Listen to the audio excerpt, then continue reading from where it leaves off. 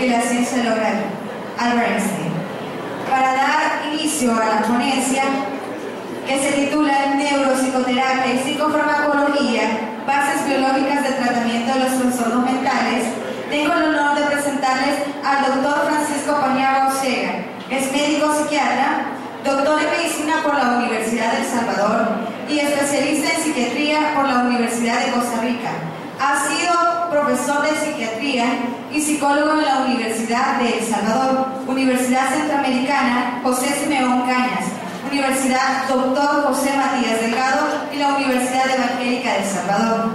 Posee un amplio ejercicio profesional, donde se puede destacar su trabajo como médico psiquiatra del Hospital Clínico ACE y como jefe de docencia, presidente de psiquiatría del Instituto Salvadoreño del Seguro Social. Asimismo ha ocupado diversos cargos gremiales y públicos, entre los cuales podemos mencionar presidente de la Asociación Salvadoreña de Psiquiatría, miembro de la Junta Directiva del Colegio Médico de El Salvador, miembro del Consejo Municipal de la Ciudad de San Salvador.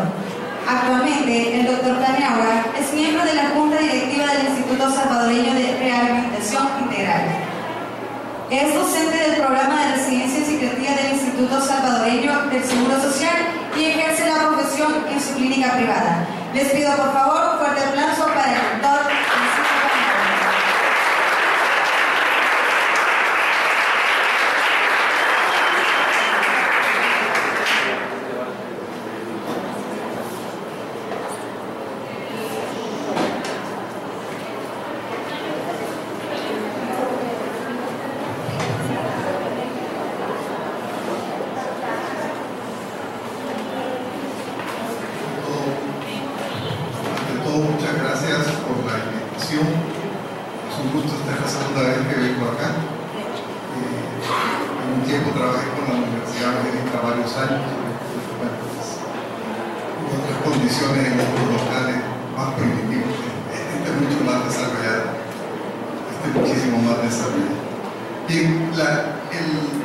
El tema que voy a desarrollar, el título que está ahí cambia un poquito lo que parece en el programa, pero al final es la misma cosa. O sea, al final es tratar de unir estas tres cosas, neurociencia, psicoterapia y psicofármacos, sobre todo la unión de las neurociencias con la psicoterapia, que es la que se mira menos clara. Es claro que las neurociencias tienen que ver mucho con los psicofármacos, pero estas dos es parte de lo interesante, que las dos están íntimamente relacionadas. Bien, creo que pudiéramos empezar desarrollando algo sobre lo que vamos a entender por neurociencias. Una primera cosa es que ustedes van a encontrar que en algunos textos hablan de neurociencias en plural, en otros hablan de neurociencia. Y es como, ¿ves? Y se hacen una y a veces hacen otra. Pudiera ser porque pudiera haber diferentes enfoques de lo que es la neurociencia. Puede hablarse de una neurociencia a nivel químico, una neurociencia cognitiva, etc. Pero usémosla indistintamente neurociencia o neurociencia al final quiere decir. Aquí está una definición que a mí me parece que es pequeña pero fundamental. Estudia el funcionamiento cerebral desde un punto de vista multidisciplinario. Esto es un primer criterio. Cuando se habla de neurociencia, no solo se habla, es cierto que es de biología, es el campo más biológico, pero no es exclusivamente biológico. Y aquí hay una lista, ahí la pueden ver, de lo que uno puede decir de las ciencias, puede decir de esta multidisciplinario que se dice que es lo que contribuye a la neurociencia, que va desde aspectos de biología, física, bioquímica, genética, informática, farmacología, los aspectos de neuropsicología, de psicología clínica, las áreas relacionadas con especialidades médicas como la neurología, la neurocirugía, la psiquiatría, la neuropsicofarmacología y las imágenes cerebrales. O sea, de alguna manera, trabajar en neurociencias implica interrelacionarse con otras ciencias y otras prácticas, como serían algunas especialidades médicas o otras prácticas como pudiera ser la psicología clínica. O sea, estamos ante algo que no es solo del campo de la bioquímica. Por ejemplo, hay mucho trabajo ahora en un área que se llama la física cuántica para tratar de entender el funcionamiento cerebral. Y de no se diga de la bioquímica y el campo de la genética. Ahora, también es importante que se ha desarrollado una área a propósito del desarrollo de la neurociencia que se conoce como la filosofía de la mente. Este es para ver, y si ustedes quieren, no es neurociencia pura, pero son reflexiones filosóficas sobre este problema de la mente y sobre todo de la relación mente-cerebro. Reflexiones filosóficas, hay trabajos, hay libros sobre filosofía de la mente. Aquí El Salvador ha venido a la UCA en dos ocasiones uno de estos filósofos filósofo español que tiene bastantes trabajos sobre filosofía de la mente. El siglo pasado fue un periodo de crecimiento y asentamiento de las neurociencias. Este es un lector es el siglo pasado, donde vamos a ver, hay trabajos como desde el principio del siglo de Pablo, todo lo que se ha venido desarrollando hasta finales del siglo pasado, ya con el mayor desarrollo de las imágenes cerebrales funcionales que permitieron el mayor impulso al desarrollo de la neurociencia. Un ejemplo fue que para la década del cerebro, en Estados Unidos se creó lo que se llamaba la década del cerebro en 1990, los últimos 10 años del siglo pasado, dedicados. La idea de esta década fue como hacer énfasis en la necesidad de la investigación en el cerebro y la necesidad de invertir en esa investigación. Ahora, pero aunque todo esto parece muy optimista, yo creo que esta última frase no la debemos de olvidar, tenganla presente para el transcurso de lo que vamos a hablar. Nuestro conocimiento del cerebro dista mucho de ser completo. Creo que eso es clave entenderlo. Se ha avanzado mucho, conocemos mucho más del cerebro de lo que lo conocía Freud, muchísimo más. Pero no se puede decir que todo el problema del cerebro está claro. Hay áreas oscuras, muy oscuras, de cómo trabaja el cerebro. Hay áreas totalmente no claras en otras áreas del cerebro. ¿Por qué se da? Esto se aplica también a las enfermedades mismas del cerebro, las que tienen expresión psíquica o las que tienen expresión neurológica. O sea que todavía nos falta conocimiento, y como dice aquí, te repito, deben de recordar esto en el transcurso de todo lo que vamos a ver ahora. Nuestro conocimiento del cerebro dista mucho de ser completo. Quisiera terminar esta parte de la área de neurociencias. Le mencionaba a este señor Beorló, es un español que publicó un artículo muy interesante sobre ética y neurociencias. Fíjese bien, es un tema ético, un tema relacionado con el aspecto de la neurociencia en la revista Realidad, de la número 119 de la UCA en el 2009, una de las revistas que publica la UCA. Fíjense, con lo que puedan leer bien, no es muy arriesgado afirmar que durante este siglo XXI recién iniciado, las ciencias del cerebro, o sea, la neurociencia, tienen la pretensión de convertirse en las ciencias del futuro, encargadas de desentrañar el más importante continente todavía por explorar, el cerebro. O sea, creo que si esto lo une a la frase anterior, que todavía nos falta conocer el cerebro, un mayor conocimiento del cerebro, este filósofo, porque este es un filósofo, plantea que podría ser que en el siglo XXI se dé un mayor desarrollo de la neurociencia para poder conocer lo que él llama el más importante continente todavía por explorar. Todavía falta conocer de lo que es el cerebro. Bien, yo he querido traer así como algunas reflexiones así muy gruesas de lo que es la psicoterapia, muy gruesas, para que ubiquemos y podamos entender cómo una percepción, mi propia percepción de cómo yo veo la psicoterapia, de cómo está la psicoterapia en la actualidad y qué puede hacerse en contactarse con la neurociencia.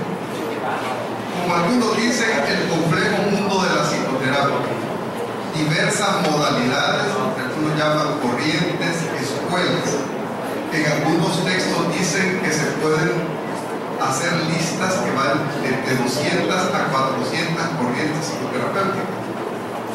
De hecho, pude contar una que los chilenos sacaban una lista de 258 corrientes psicoterapéuticas de todos los estilos y de todos los gustos.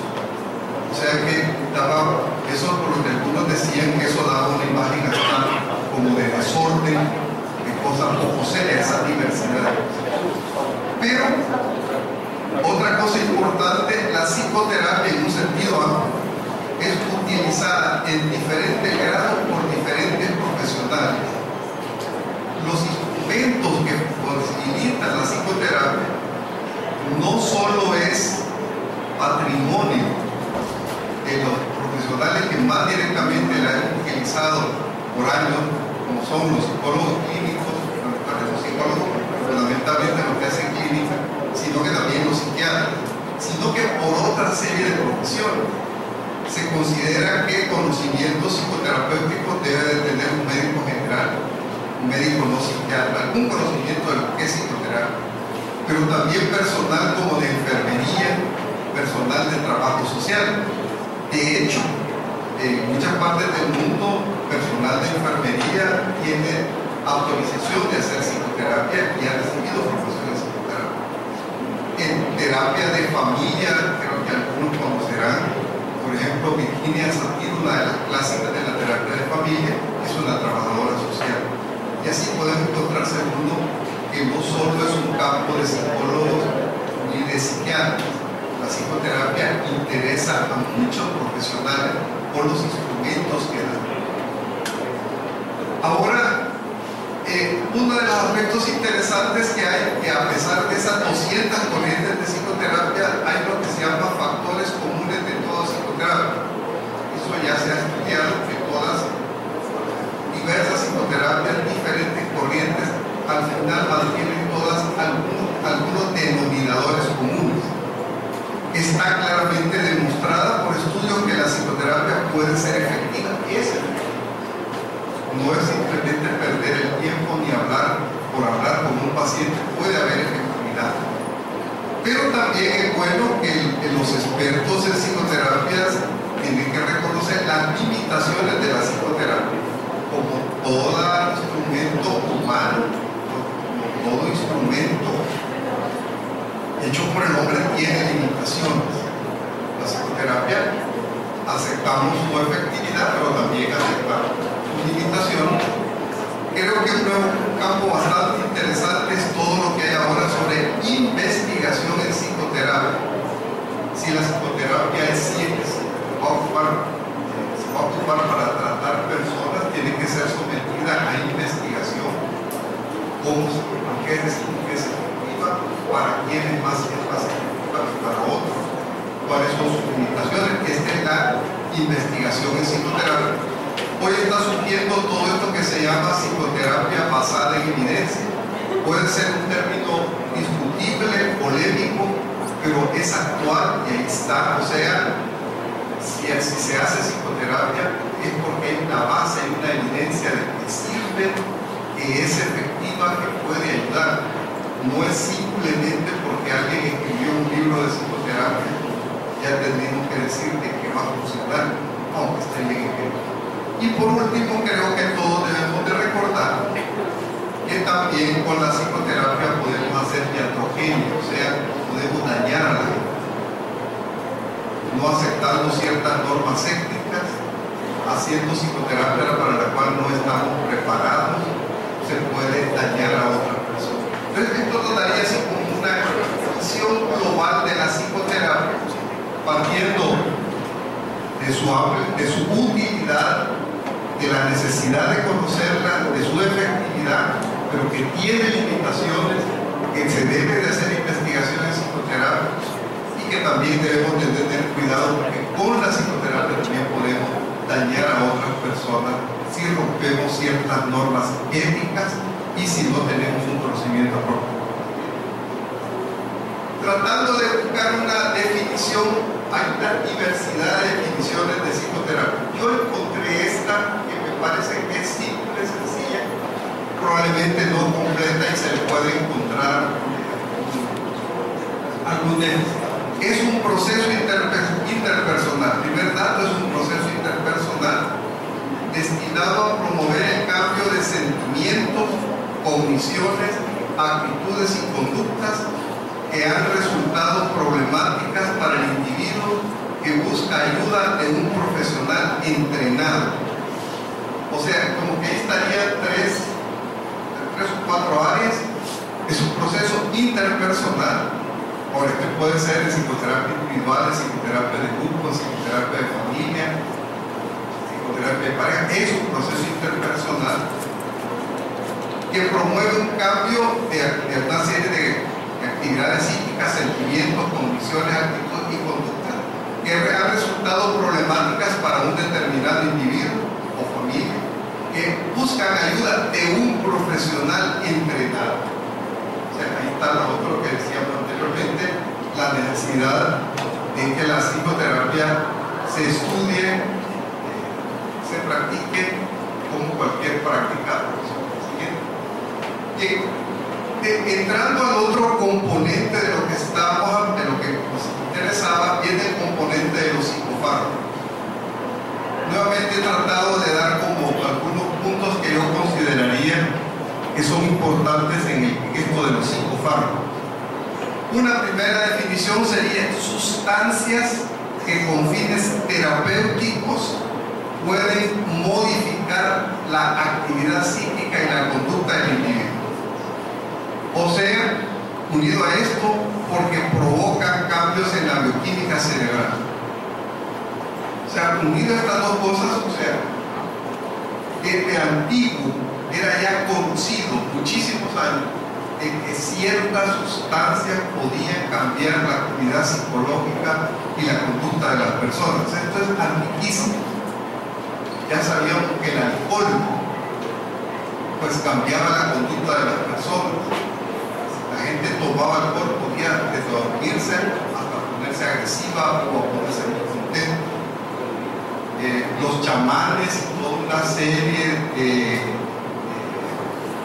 culturas antiguas, de sacerdotes, que usaban determinadas sustancias naturales, plantas, para hacer cambios en la conciencia, en la actividad psíquica de las personas. O sea, eso es antiquísimo.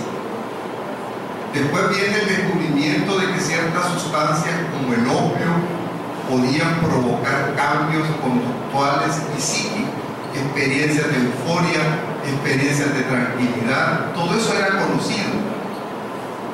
Después se fue desarrollando sustancias con fines terapéuticos, o sea, ya es de tratamiento, de ayudar a personas con enfermedad, a personas sufrientes, que pueden, pero igual que otros medicamentos que se usan, pero estos actúan al modificar la actividad psíquica y la conducta a través de cambios en la bioquímica cerebral. Una de las primeras cosas que se debe recordar es que no existe el psicofármaco, sino que existen los psicofármacos, así en plural.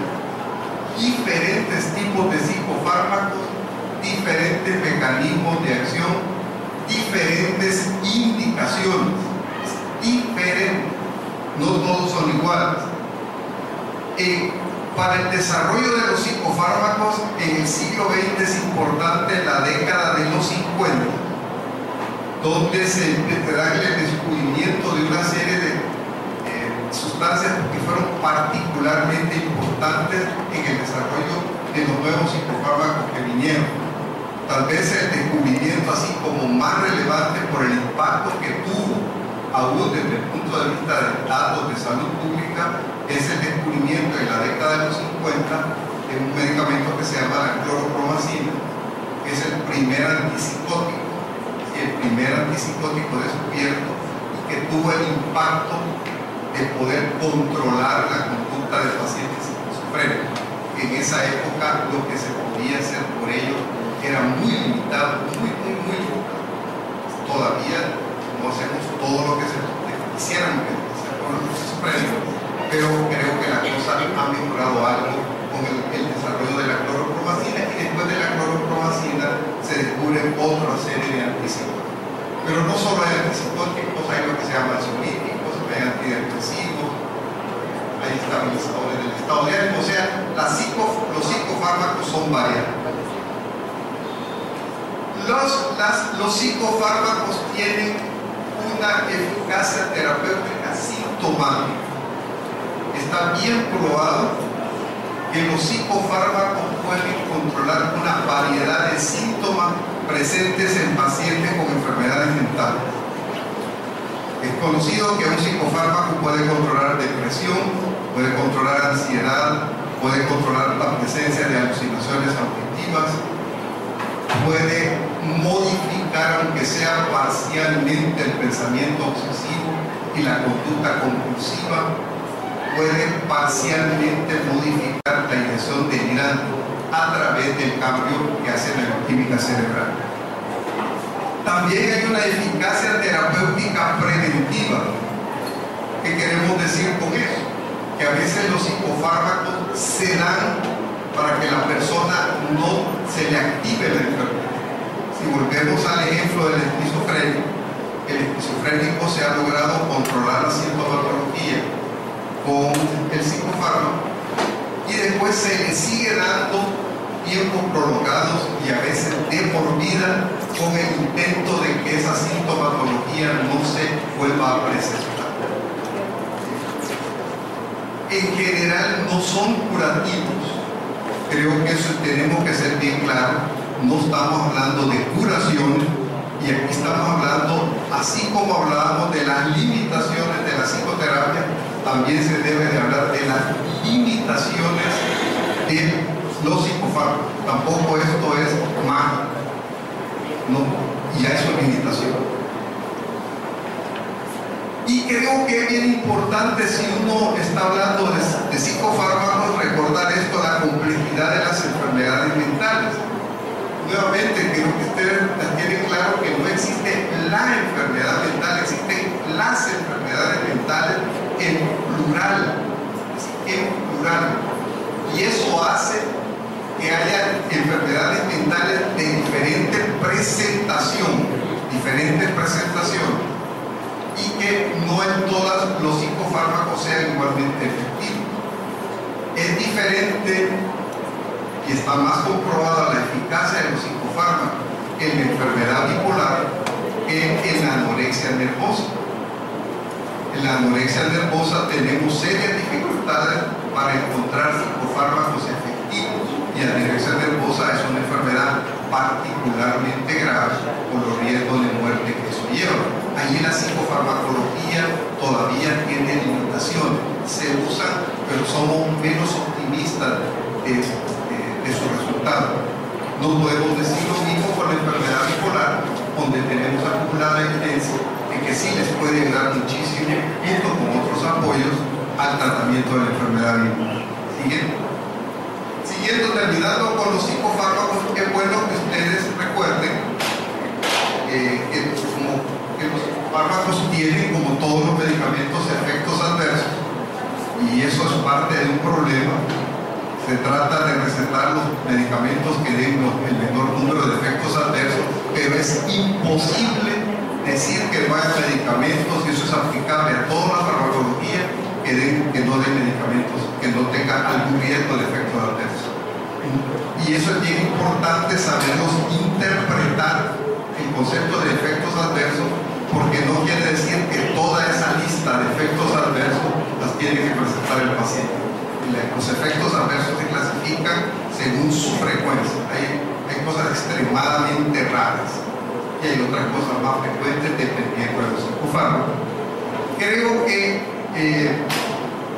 Este concepto lamentablemente hay muchos conceptos erróneos sobre psicofármacos.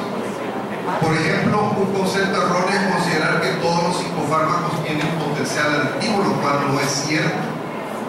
Algunos podrían tenerlo, pero no es cierto que todo psicofármaco es adictivo. Tampoco hay que exagerar en términos de la adicción. Hay personas que van a tomar psicofármacos por tiempo muy prolongado sin la enfermedad no existe.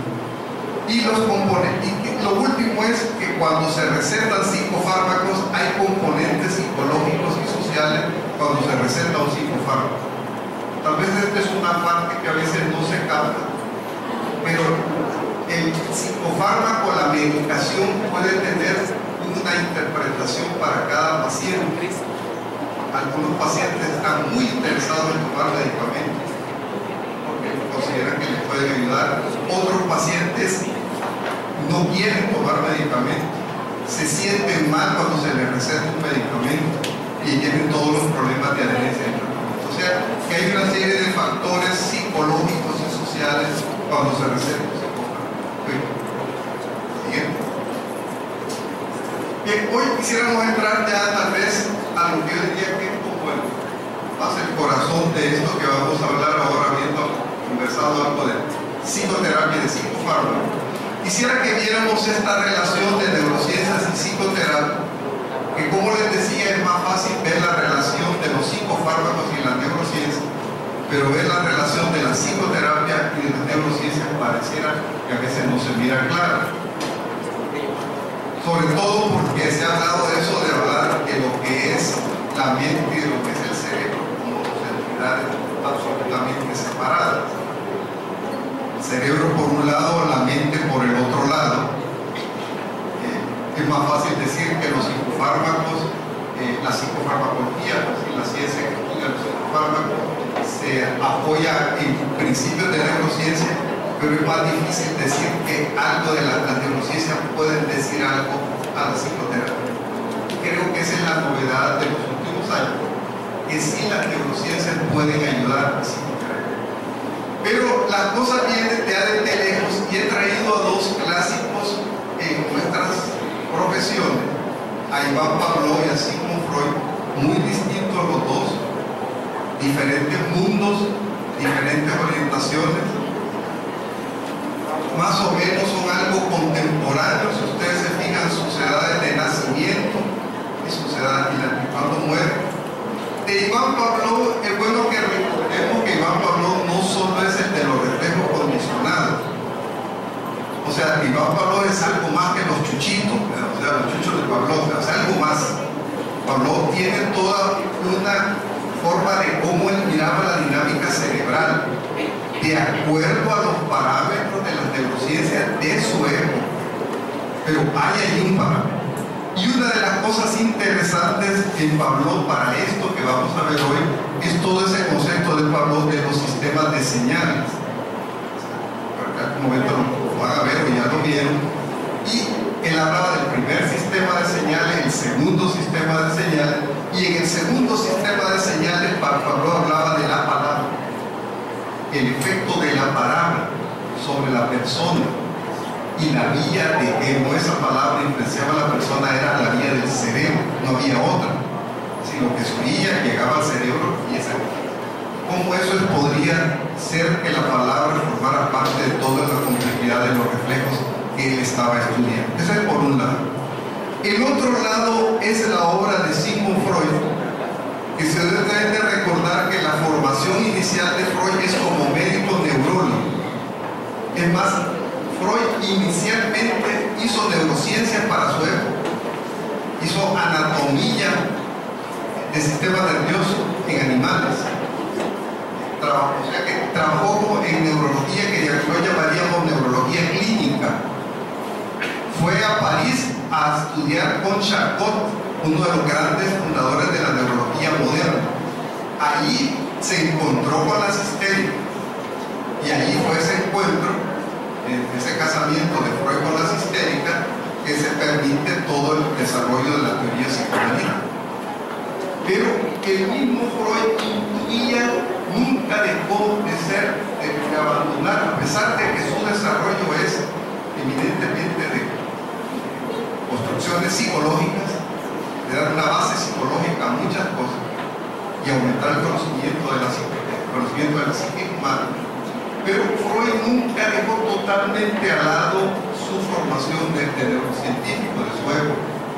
Hay un libro de Freud que se llama Proyectos de una psicología para neurólogos, que fue escrito en 1895, pero fíjense que se publica hasta 1950. O sea, ya había muerto Freud. Ese es un libro que hoy se está volviendo a leer. Hay que leerlo con los ojos del desarrollo científico de 1895. Pero como en muchas cosas, como un genio como era Freud, tenía intuiciones de cosas que hoy estamos viendo. O sea, intuiciones. No se le puede pedir a Freud, en una época que no existía la resonancia magnética funcional, que no conocíamos la bioquímica cerebral como tal, que no conocíamos la anatomía cerebral como, sin más en detalle, sobre todo la microanatomía. Pero Freud tuvo intuiciones de crear algo, de que había detrás de esa actividad psíquica que él estaba desarrollando, había un sustrato cerebral que había que tratar de dilucidar. Se considera que algunas de estas cosas que trabajó Freud pues las abandona y él se dedica más a desarrollar una parte, si ustedes quieren llamar psicológica. Aunque de vez en cuando en artículos propiamente más psicoanalíticos, Freud deja de entrever la necesidad de que alguna vez se descubra el sustrato material de lo que él está hablando. En la introducción al narcisismo hay una frase que siempre se saca, que tiene que ver con eso. En muchas ocasiones Freud mismo habla de tendencias como constitucionales de sus pacientes, lo cual está hablando algo probablemente de genética. Pero siempre de hueso, o sea que siempre es de hueso. Ahora, siguiendo con esta trayectoria de origen freudiano en neurociencias, actualmente se está desarrollando un área que se llama el neuropsicoanálisis. No voy a entrar a hablar de eso, pero creo que sería algo que en algún momento vale la pena que revisaran, lo leyeran, que es un intento de un grupo de psicoanalistas de regresar a esas fuentes de las neurociencias, ya con el aporte moderno, cuál es el encuentro del psicoanálisis, de la corriente psicoanalítica, con los nuevos descubrimientos de la neurociencia. Eso está ocurriendo, por ejemplo, uno lo puede ver, si ustedes ven la corriente de la terapia cognitiva conductual. Su fundador, el doctor Aaron Beck, es uno de los hombres en salud mental vivos, de edad muy avanzada, crucial, para entender el desarrollo de la salud mental actualmente en el campo de la psicoterapia. El doctor Aaron Beck, a pesar de su edad, acaba de publicar hace 3 o 4 años un artículo muy interesante del encuentro del modelo cognitivo de la depresión y la neurobiología. O sea, un hombre que ha desarrollado la terapia cognitiva conductual, Aaron Beck, que se enfoca a decir, bueno, ¿qué es lo que yo he hecho en terapia cognitiva conductual? ¿Cómo se relaciona con las neurociencias? Y vamos a ver a este autor que probablemente es más desconocido, pero es uno de los, digamos, de los psiquiatras vivientes, porque es un hombre ya de avanzada edad, quizás más importante. Dicen que en Estados Unidos hay 2 psiquiatras vivientes, claro, así, que es Aaron Beck y el doctor Eric Kandel. El doctor Eric Kandel es un psiquiatra norteamericano, pero básicamente es un neurocientífico, no es propiamente un psiquiatra clínico, es un hombre dedicado al estudio del cerebro y fundamentalmente en la investigación de la memoria. Ganó el premio Nobel precisamente por sus estudios de la memoria de medicina en el año 2000.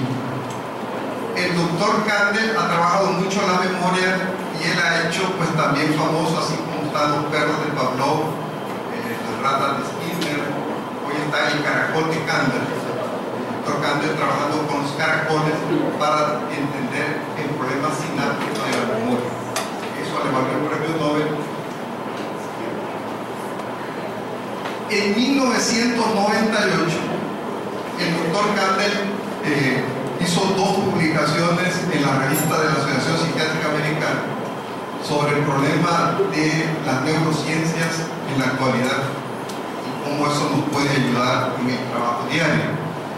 Y él, en un artículo, lo tituló de esta manera: 5 principios que constituyen el pensamiento de los biólogos sobre la relación mente-cerebro. O sea, cómo los biólogos, o sea, miran ese problema de la mente-cerebro. Y eso sí tiene que ver mucho con el problema de la psicoterapia. Porque al final la psicoterapia tiene que ver con actividad psíquica, tiene que ver con modificar actividad psíquica.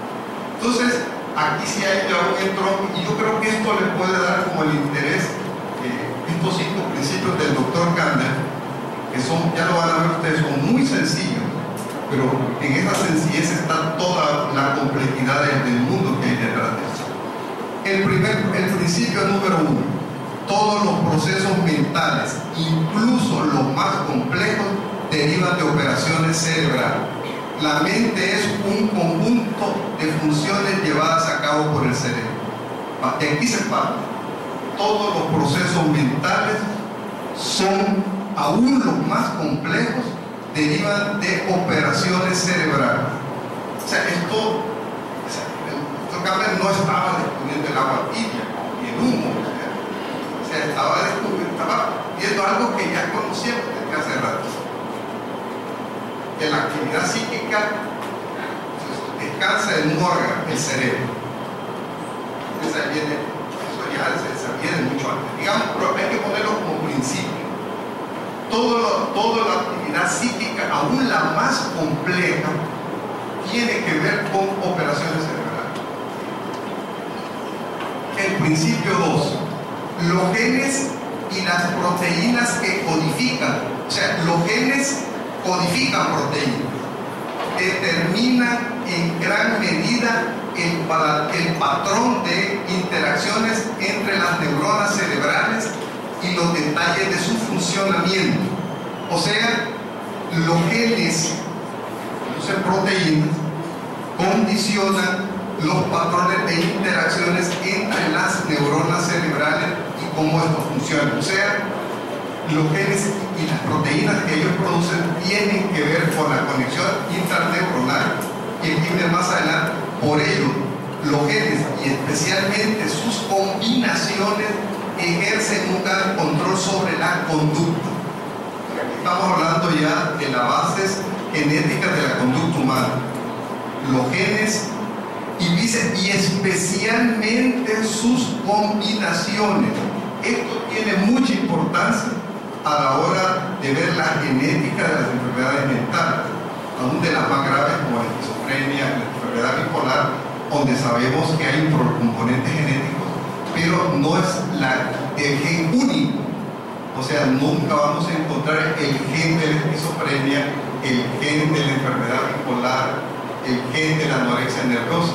Es como lo dice el doctor Kandel, los genes y especialmente sus combinaciones. Y aquí habla, dice, la genética es uno de los principales factores que influyen en la aparición de las enfermedades mentales. O sea, la importancia de la genética en la aparición de las enfermedades. Probablemente no en todas, tampoco habría que exagerar, habría que haber que matizar, pero en las enfermedades mentales, generalmente más graves, más problemáticas, ustedes quieren ver esquizofrenia, enfermedad bipolar, trastorno limítrofe, enfermedades graves que dan mucho problema de manejo, que todavía a veces les sentimos impotentes y limitados para ayudar a los pacientes. La genética tiene que ver, y bajo el criterio que dice acá, los genes, pero principalmente las combinaciones. O sea, hay quienes tienen eso, probablemente nunca se va a encontrar el gen único que explica la esquizofrenia. La búsqueda es qué combinación de genes hacen posible que una persona tenga el potencial de volverse espiritual. Vamos con el principio 3. Las alteraciones genéticas no, y lo hemos tratado de resaltar, no explican por sí solos toda la varianza de las enfermedades mentales. Los factores sociales o del desarrollo también tienen una importancia fundamental. Fíjense que si anteriormente nos hablaba de la importancia de la genética, este principio 3 matiza esa importancia. Sigue siendo importante y fundamental, pero nos dice, no explican por sí solo, no todo lo explica la genética. Sí explica buena parte, pero no todo. Entonces, porque sigue siendo todo como la variación de las diferentes enfermedades mentales. ¿Por qué, volviendo a una enfermedad grave como la enfermedad bipolar, por qué algunas enfermedades bipolares son particularmente graves, destructivas de la personalidad? ¿Por qué hay otros bipolares que son altamente productivos, bien integrados, tienen su familia, no tienen tienen problemas, pues no es gracia de tener enfermedad bipolar, pero tampoco es el fin del mundo? Pero hay otros bipolares que desgraciadamente se deterioran, entran al alcohol, inestabilidad familiar, inestabilidad del hogar, no cumplen los tratamientos. ¿Qué ocurre de uno u otro? Los dos tienen enfermedad bipolar. ¿Cómo es la carga genética de uno y de otro? ¿Qué factores, como dice aquí, sociales o del desarrollo también tienen una importancia fundamental? Dice, el aprendizaje produce modificaciones en la expresión genética. Lo aprendido termina expresándose como naturaleza. O sea, aquí entramos a un terreno bien importante. Estamos hablando de lo genético. Uno trae alguna carga genética. Ahora, ¿cómo se va a expresar? ¿Cuándo se va a expresar? La magnitud de la expresión de esa carga genética es lo que puede ser modificado por el aprendizaje hasta cierto punto.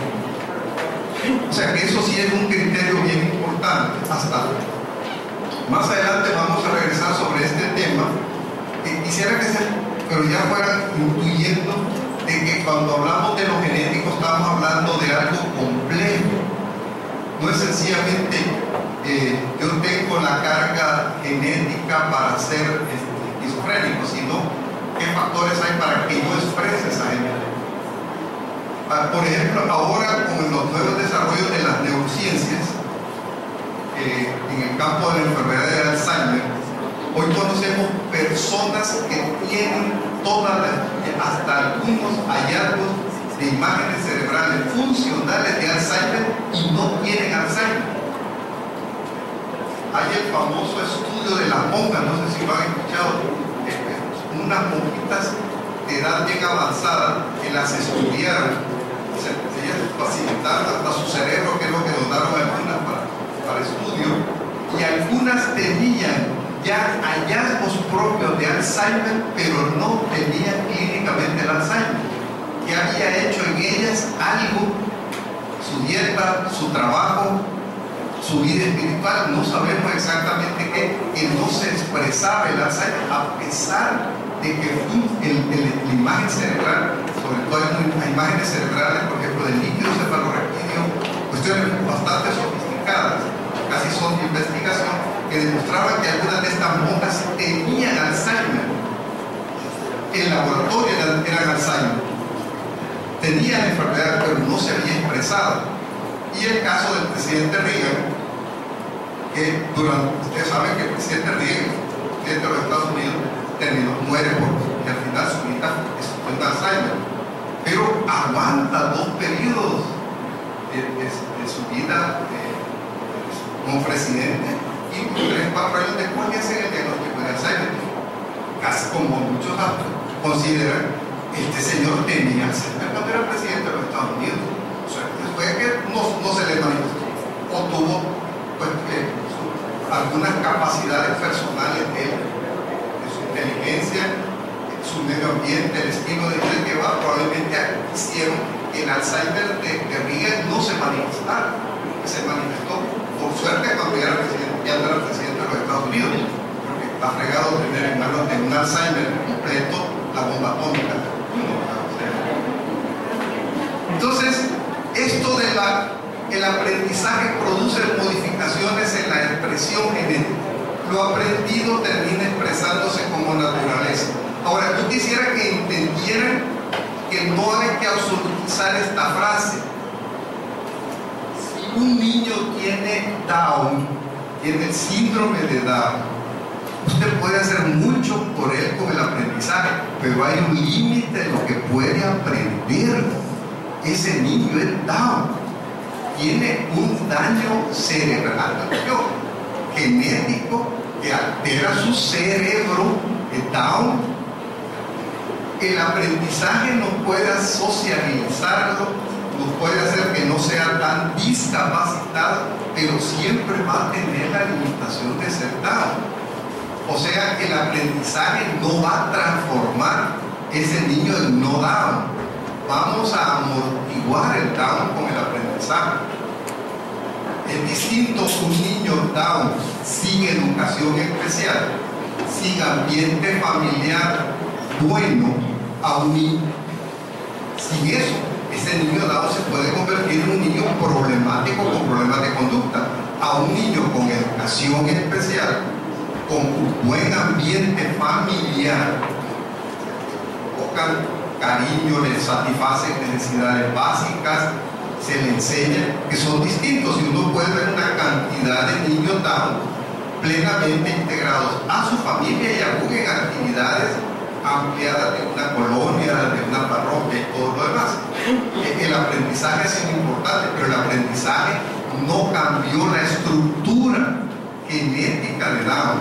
O sea que esto del aprendizaje produce modificaciones a la expresión genética, sí es verdad, pero nuevamente sin absolutizar. El cuarto, las alteraciones de la expresión genética inducidas por el aprendizaje producen cambios en los patrones de conexión neuronal.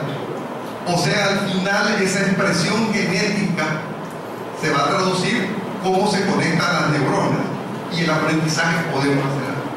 Ahora, yo creo que es bueno que les quede claro que cuando hablamos de lo genético hay una complejidad de lo genético. Lo genético es complejo. Por eso hablamos de que hoy ya no se habla de que vamos a descubrir el gen de la esquizofrenia, así como único. Probablemente van a haber varios genes que interactuando predisponen a esa persona a la esquizofrenia. Y los factores ambientales pudieran hacer que esa esquizofrenia se exprese con mayor o menor gravedad. Esa es la importancia de ese juego de lo genético con lo. La genética, como un artículo publicado hace muchos años decía, genética, la ventana abierta al ambiente. Lo genético tiene que ver con el ambiente. Por eso que decimos, para que se exprese lo genético, a veces se necesita el ambiente. La complejidad de la relación de lo genético y el aprendizaje, para que tratamos de ver que no simplifiquemos esto. Y aquí ya el doctor Kandel regresó al tema de nuestro interés. Fíjense que aquí en el principio quinto el doctor Kandel plantea la psicoterapia. Cuando la psicoterapia o la asistencia psicológica, fíjense bien que aquí lo amplía, sí, todo lo que es asistencia psicológica, porque no solo hay apoyo psicológico en psicoterapia, también hay apoyo psicológico de un amigo, hay apoyo psicológico de un pastor, de un sacerdote, hay apoyo psicológico de una pareja. O sea que también hay apoyo psicológico de otra índole, además de la psicoterapia que la debe de dar un profesional entrenado. Pero cuando hay asistencia psicológica, son eficaces y producen cambios a largo plazo en el comportamiento cabe suponer que lo consiguen a través del aprendizaje, provocando cambios en la expresión genética que modifica la fuerza de las conexiones sinápticas. O sea, aquí nos está uniendo ya psicoterapia, asistencia psicológica, y lo está diciendo que la psicoterapia o la asistencia psicológica al final es un proceso de aprendizaje. El concepto de, algunos han definido la psicoterapia como un aprendizaje.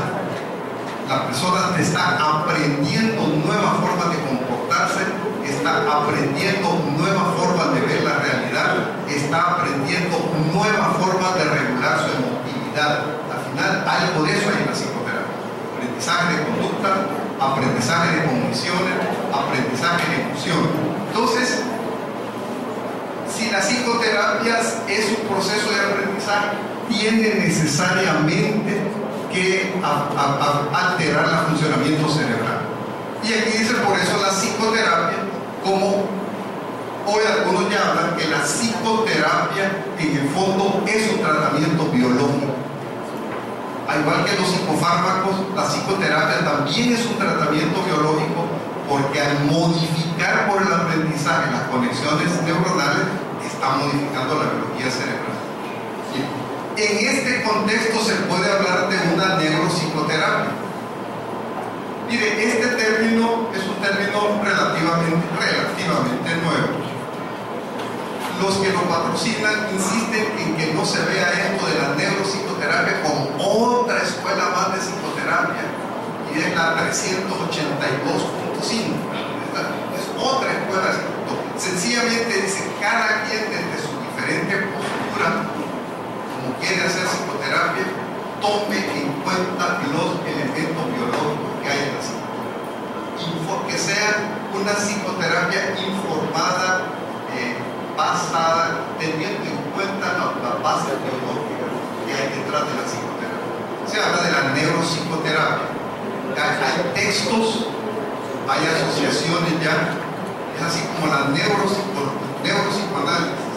O sea, volver a tratar de establecer los puentes que en un tiempo fueron rotos sin sentido entre tratamientos que se llamaban psicológicos y tratamientos que se llamaban biológicos. Al final todo tiene que ver con el funcionamiento cerebral. Y el último,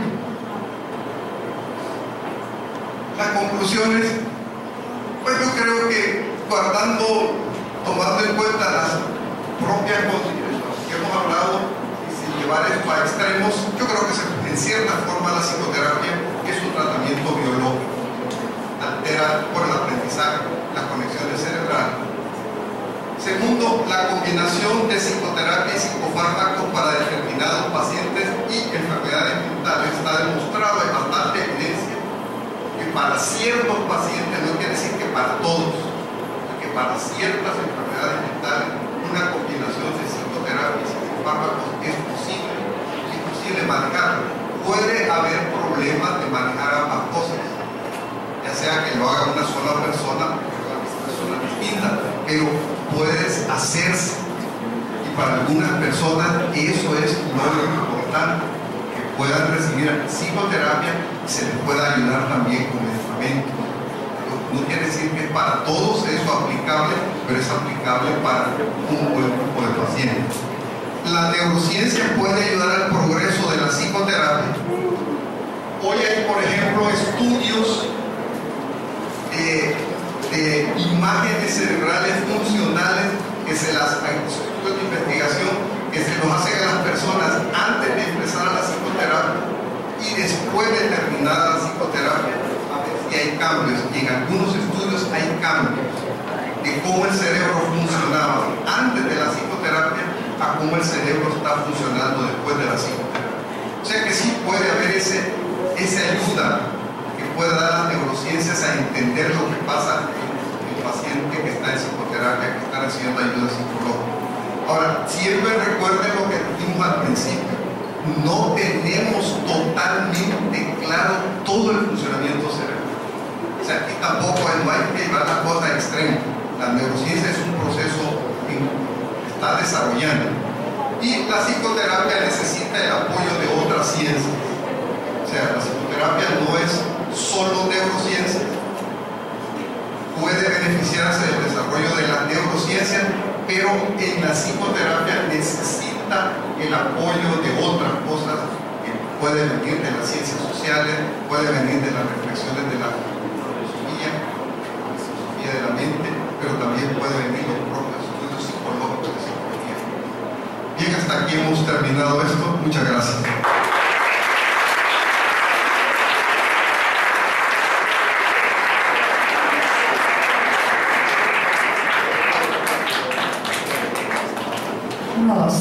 Dando continuidad con la agenda, se va a abrir un momento de preguntas y respuestas con respecto a la ponencia expuesta por el doctor Paniagua. No sé si alguien tiene una pregunta para el doctor. ¿Alguien con una pregunta respecto a la ponencia de neuropsicología?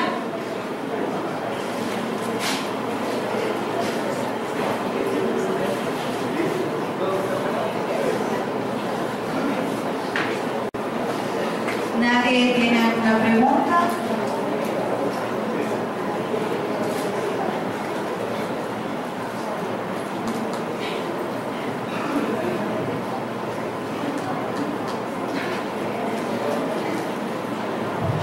Bueno, antes que nada, muchas gracias, muy edificante la ponencia. A mí me preocupa, bueno, mi pregunta va a ser enfocada a la ética que tiene que tener cada uno de los psicoterapeutas, ya sea psicólogos o los psiquiatras. ¿Cuál sería tal vez el siguiente paso según su experiencia para que los psicólogos puedan saber sus limitantes conforme a este problema y referir a psiquiatras y también de psiquiatras no empezar a medicar inmediatamente pacientes, sino tal vez referir antes al psicólogo? ¿Cómo cree usted que se podría trabajar en este campo? ¿O sería parte de la ética eso? Yo creo que es cuestión de, si hay la parte de ética, indudablemente, pero también puede haber algún problema de falta de conocimiento. Si ustedes se fijan en la definición de psicoterapia, se hablaba de una persona entrenada. O sea que la persona que se meta a una cosa de esa tiene que tener algún nivel de formación y saber de que otros campos, sea el campo de la neurociencia, de la psicoterapia, los psicofármacos, hay una cosa que eso va avanzando. O sea, uno recibe una formación en sus años de especialización, pero después este asunto continúa porque lo interesante es que esto sigue caminando y más en el campo de la neurociencia, donde no todo está definido ya. Lo que hoy se puede plantear como una gran verdad, en 5 años puede que sea discutible. Yo creo que tal vez hoy estamos en una etapa como de transición, venimos de hacer esas separaciones que empezaron de las enfermedades psicológicas a las enfermedades orgánicas. Y empezamos. Terminología que se justificaba hace 70, 80 años. Y aún ya había gente que ya lo cuestionaba esa definición. Hay enfermedades puramente psicológicas y enfermedades puramente orgánicas. Hoy ya sabemos que la cosa es un poco más compleja, que aún las enfermedades desarrolladas por factores ambientales. Vean ustedes el término de trastorno de estrés postraumático. El desencadenante del estrés desencadenante para que haya esa enfermedad múltiple debe ser el estrés postraumático, que es que tiene que haber un estresor fuera de la experiencia humana, un estresor real. O sea, un factor ambiental, totalmente ambiental. Torturas, campos de concentración, experiencias de guerra, secuestros, otra gente, agresiones sexuales, todo eso. Todo eso tal, el mundo es que facilita que se llegue a un trastorno de estrés postraumático. Es un factor ambiental, pero hoy sabemos que el cerebro de los pacientes con trastorno de estrés postraumático a veces les cambia. Y tienen toda esa serie de sintomatología de flashback, el recuerdo del evento traumático. Eso tiene explicaciones ahora en cuanto cerebrales, de qué es lo que pasó en el cerebro. Eso se le puede dar con medicamentos, sí, pero también con otro tipo de ayudas psicológicas. Ahora, yo quisiera que se entendiera que cuando hablamos de psicoterapia, a veces el criterio es considerar que lo único que importa es la psicoterapia psicodinámica. Yo creo que ese mundo ha ampliado. O sea que también, yo quisiera que sacando una idea, ustedes que al hablar de psicoterapia, que esta información, no solo piensen en la psicoterapia de Hollywood, de las películas. Hay que buscar el trauma infantil y una vez que el paciente encuentre el trauma infantil fue feliz y se casó con el terapeuta. Yo creo que eso es. Esa es la psicoterapia de Hollywood. Eso es psicoterapia de Hollywood. Esa es la película. No, la psicoterapia también es la cognitiva conductual, la interpersonal, es lo que hace otras formas de psicoterapia. Todo lo que se pretende que la persona la domine y que la psicoterapia sea sometida a alguna prueba científica. Porque aquí escribió un libro muy bonito, fácil de presentación, elegante. No quiere decir que la propuesta de corriente de psicoterapia que el presidente es buena. Tiene que ser investigada. Ustedes saben que parte de las críticas, que hoy creo que son menos, parte de las críticas a los psicoterapeutas de orientación psicoanalítica fue que no sometieron sus procedimientos de investigación. Hay una crítica. El doctor Kandel, que es el psiquiatra por la edad que tiene, fue formado en una época en Estados Unidos en que la mayoría de la formación psiquiátrica era de altísima orientación psicodinámica. Él es psicoanalista primero, es el psiquiatra psicoanalista, que plantea que uno de los problemas del psicoanálisis ha sido lo que creó Freud, que es una estructura muy importante para entender el ser humano. Algunos de esos no se sometieron a la investigación. Y eso ha creado una sensación de que puede haber cosas en el nivel psicoanalítico que quién sabe si son ciertas. Me parece que Freud es ciencia lo que Freud hace. Y la ciencia no se estudia investigándola, sometiéndola a la crítica, y no es un dogma que hay que aceptar. Ahora, lo otro es el aspecto ético, que sí que creo que es fundamental para todos. Creo que ahí sí tenemos un problema que hay que verlo. Yo creo que en psicoterapia uno tiene que ser muy consciente que puede dañar personas. Los pacientes pueden depender de uno y uno los puede explotar. Los casos más dramáticos es cuando el psicoterapeuta explota sexualmente a su paciente, utilizando sus conocimientos de la paciente, explotarlo a ese nivel, y otro tipo de dependencias que no son sanas. Eso es lo que hablamos de la iatrogenia, que se puede hacer con psicofármacos, también se puede hacer en psicoterapia. O sea, sin mal cuidado, uno puede dañar a alguien en una asistencia psicológica. No sé si alguien tiene alguna otra pregunta. ¿Alguien tiene alguna otra pregunta para el doctor? Con respecto a la psicofarmacología o trastornos mentales.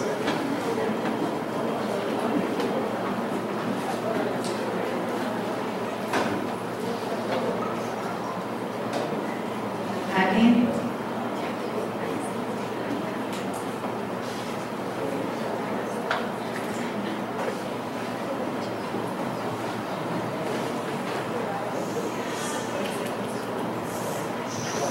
Buenos días.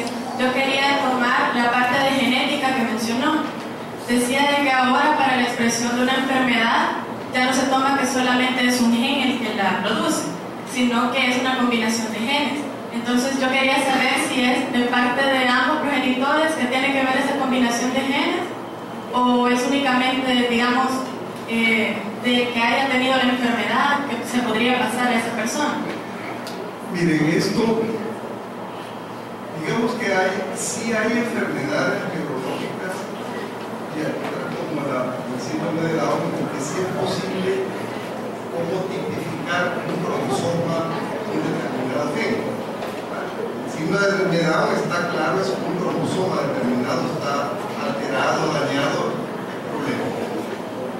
Pero en las enfermedades mentales, sobre todo en las más relevantes, como la esquizofrenia, la enfermedad bipolar, alguna forma de depresión, solo por mencionar alguna, hoy se cree que es una combinación de genes, y por eso es que se ha fallado tanto decir ya se va a encontrar el gen que da la enfermedad bipolar. Ahora, ¿cómo es la transmisión? Fíjense que aquí todavía estamos en eso de las limitaciones de que las neurociencias tienen. No siempre un esquizofrénico tiene que venir de padres que uno pues, esquizofrénico. Puede ser que no sea así, que eso venga de otro nivel, o sea, hay otros antecedentes en la familia que justifiquen. La otra cosa es que sean mutaciones que se dieron, o sea, aquí viene parte de lo que no conocemos, o sea, de repente algo cambió. ¿Por qué pudo haber cambiado? No sabemos. Entonces así estamos, fíjense que por ejemplo en esquizofrenia hay una gran pregunta. Los esquizofrénicos por su propia índole, por su manera de ser, son gente de poco contacto social. O sea que el establecimiento de parejas de un esquizofrénico, un enfermo esquizofrénico, pareja con alguien, no son muchos esquizofrénicos es soltero. Entonces sus niveles de reproducción no son muy altos, porque no hacen mucha vida de pareja íntima. Pero la esquizofrenia no se acaba. ¿Qué explica que aunque no se estén reproduciendo y no se estén transmitiendo, no se acaba? Esa es mi pregunta, que no está clara su respuesta. Por eso es que todavía tenemos preocupaciones de qué ocurre. Siguiendo con el caso de la esquizofrenia, que también ha ido a entender los gemelos.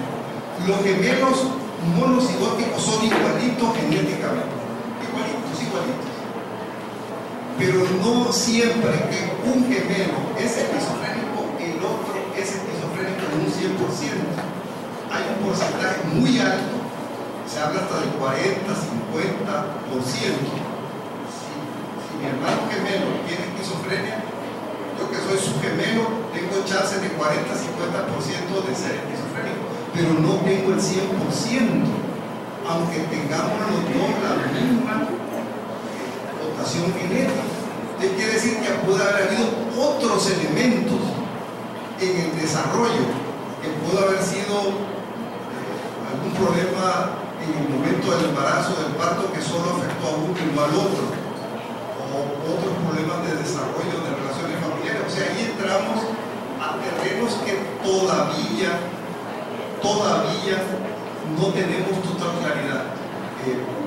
Hay que insistir que el cerebro es como el último gran órgano a conocer del cuerpo. O sea, el conocimiento del cerebro ha venido como el hecho mismo que los enfermos mentales nunca se les haya atendido bien, que hayan sido marginados, en parte se debe al poco conocimiento que teníamos del cerebro normal, y no se diga del cerebro anormal. Por eso es que los enfermos mentales fueron considerados inicialmente como endemoniados o gente mala. Hoy ya sabemos que algunas de sus conductas son a veces no aceptables socialmente, pero pueden tener que ver con, digamos, un pobre desarrollo del lóbulo frontal que no controla su cerebro. Esto ha ido evolucionando. No sé si ustedes recuerdan, espero que lo hayan estudiado, porque es casi obligado a estudiar el caso de este obrero inglés que se le enterró una varilla aquí en la cara y el camino superior, este es un caso porque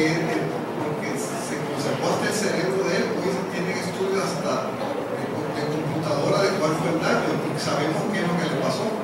Y sabemos ahí porque la varilla le atravesó los lóbulos frontales y todo lo que le dañó y cómo cambia su personalidad.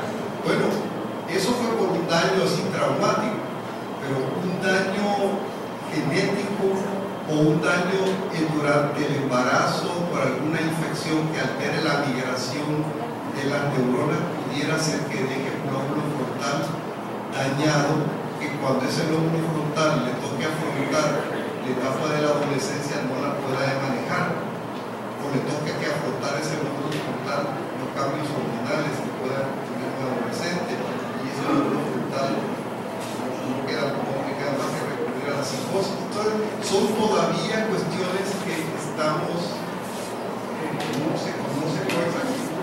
Por eso es lo que les decía, que el siglo XXI que esperas que nos aumente nuestro conocimiento del cerebro para que podamos entender que se curan mejores medicamentos para los enfermos mentales, que tengamos medidas psicológicas más apropiadas para ayudarles en su proceso de rehabilitación. Ok, seguimos con el espacio de preguntas y respuestas. ¿Alguien tiene alguna otra pregunta? Ok,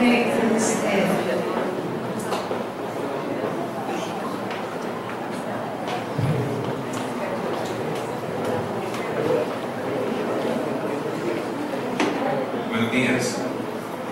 Yo quería preguntar cuál es su opinión acerca de la tensión, una pugna que existe a veces entre la persona que está sospechando o que siente que tiene un trastorno mental, si ir al psiquiatra o al psicólogo o al psicoterapeuta, porque de alguna manera percibe que el tratamiento es distinto, que da un psiquiatra y un psicoterapeuta. Quizás lo más evidente es que el psiquiatra va a medicar fármacos, va a recetar fármacos. ¿Y qué opina usted también acerca de la posibilidad de que los psicoterapeutas también puedan ser capacitados o entrenados para recetar fármacos? Solamente. Miren, veamos un poco. ¿Qué más rápido de contestar la segunda parte? Yo diría que no. Yo diría que no por una sencilla razón.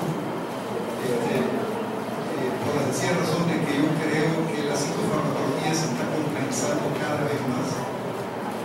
Creo que se necesita cada vez más una formación más de fondo que no la suele tener el psicólogo. Hay todo el debate, eso se escapa de la medicina, hasta donde los médicos no psiquiatras deben manejar psicofármacos. Esa es otra cuestión, pero ahí se parte de que ya tienen una formación como médicos en el área de farmacología en general y en otras áreas biológicas, que puede facilitarle a un médico en general manejar psicofármacos sabiendo el límite. En la medicina se tiene la experiencia, por ejemplo, de una enfermedad como la hipertensión arterial, que no tiene por qué ser manejada siempre y todos los hipertensos por un cardiólogo. Lo puede manejar los enfermistas generales, los médicos generales, los médicos de familia, hasta cierto nivel. Entonces, lo mismo ocurre, por ejemplo, con las depresiones. Hay gran déficit de atención, pero en países donde los servicios de salud son un poco más apropiados, muchos médicos en general manejan sabiendo que tienen un límite a partir del cual se les puede pasar. En lo concreto, yo diría que no se debe de los psicólogos manejar psicofármacos por sencillamente la razón de que sí se está compensando. Mire, se lo puede decir así en broma, que a veces se dice así. Antes la psicofarmacología era bien dificilísima. Para los locos, para los tristes, tofranil, y para los nerviosos, diazepam. Y ahí estaban todas las psicofarmacologías. Hoy, desde la década de los 70, 80, el boom de la psicofarmacología en términos de nuevos medicamentos, nuevos mecanismos de acción, su mejor conocimiento de la enfermedad mental, hace que ya eso se ha ido complejizando. Yo creo que en Estados Unidos ha habido todo un debate sobre esto. Y hay algunos estados de Estados Unidos que alegando que tienen poca cantidad de psiquiatras y de médicos han autorizado personal de salud, no solo psicólogos, incluyendo enfermeras psiquiátricas. Yo no digo que, por ejemplo, la enfermera psiquiátrica, que es supuestamente una enfermera general que con una especialidad,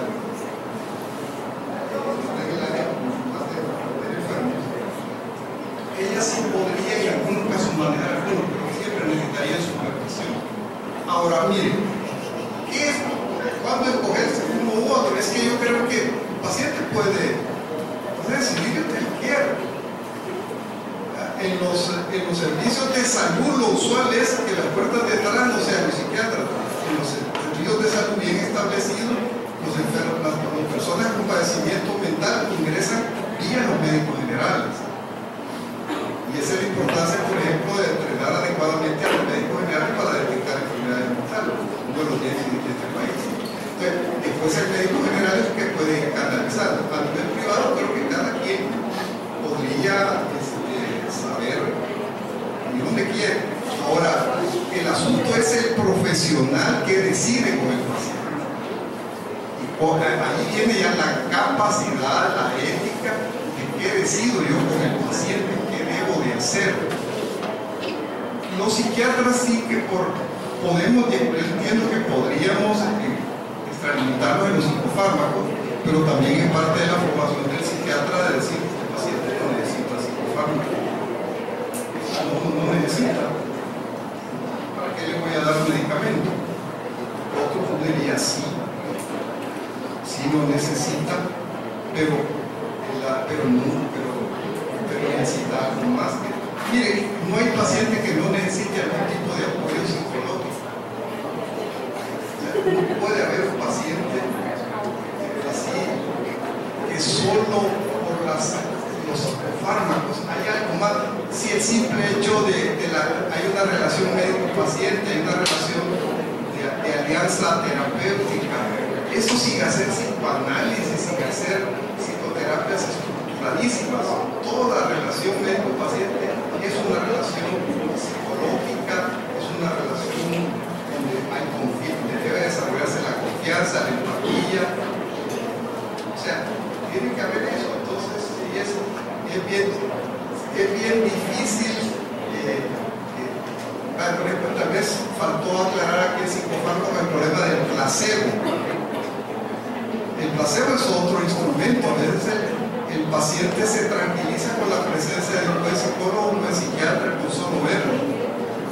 Pero, ¿qué hubo ahí? A través de la vista, del oído, su cerebro recibió algo estimulante, que lo calmó. Aquí hay ataques de pánico. Es muy difícil que un ataque de pánico se calme con solo poner la pastilla en la boca y tragarse. Tiene que esperar como 15 a 20 minutos o 30. Antes de eso, los ataques de pánico se controlan por autocontrol del paciente. Y hay que también enseñarles cómo autocontrolarse. Es una medida psicológica. O por la presencia de alguien que le ayude a trabajar. O sea, que todo siempre no se puede dejar que todo siempre es el elemento psicológico del paciente. Ok, damos por finalizado el espacio de preguntas y respuestas. Gracias, licenciada, por su tiempo. Invito a la licenciada Elberta Pacheco a que nos dirija palabras de cierre y entrega el diploma.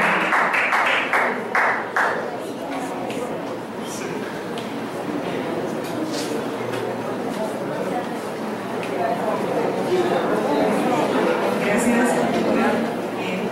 por habernos dado esta conferencia en la cual hemos aprendido muchísimo acerca de lo que es la neurociencia y la psicoterapia de psicofármacos. Para ello voy a invitar al licenciado Gustavo Paniagua para que nos ayude a entregar este diploma, ¿verdad? El diploma es así, que certifica la Semana de la Neurociencia, certifica al doctor Francisco Paniagua como participante conferencista en esta semana de